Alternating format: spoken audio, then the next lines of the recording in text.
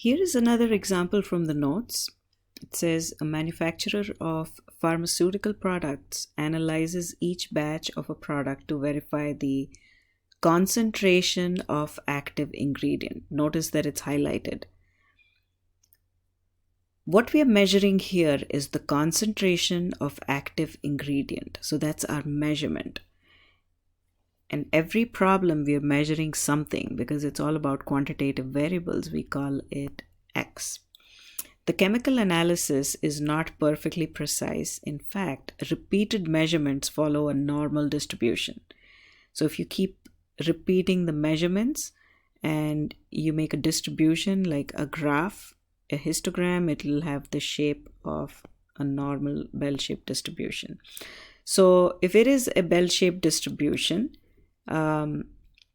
it has mean mu, we don't know what the mu is, which is equal to the with the mean mu equal to the true concentration mean, and with standard deviation 0.0068 grams per liter. Now here, what if we were not given that it was sigma? Would we still be able to figure this out? That's the key to being able to solve the problem successfully. So let's read the sentence again. It says, in fact, repeated measurements follow a normal distribution with mean mu and with standard deviation 0.0068.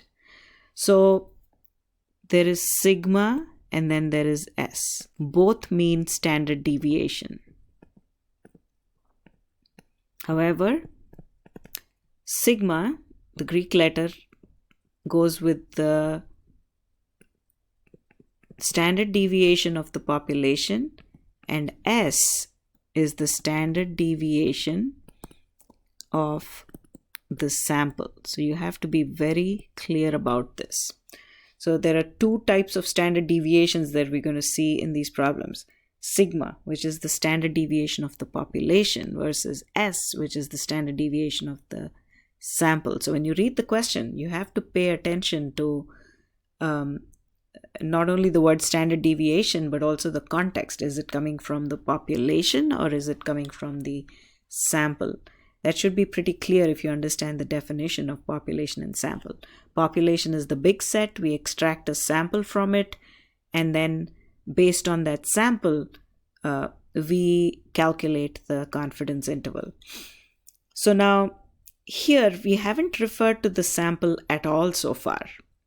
So is it clear that the number that we see there, 0.0068, is sigma? So sigma is equal to 0.0068 grams per liter. Three analyses of one batch give concentrations of, and these three. So here we have raw data. We are given the actual data points. Okay, these are the actual measurements, right? We are not given X bar. We've not been given X bar. We've been given raw data. And then the question says estimate the true concentration. When it says estimate the true concentration, we always estimate the population mean mu.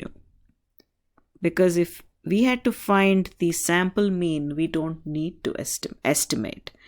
We can just plug in the numbers into our statistical software and get the mean, the exact mean if we wanted to. The word estimate comes only because mu, the population mean, we never know what it is exactly, right? So that's the reason why we need to estimate. And they've given us a confidence level. So if it's not given, then you can pick either 90 or 95%. So sigma is given.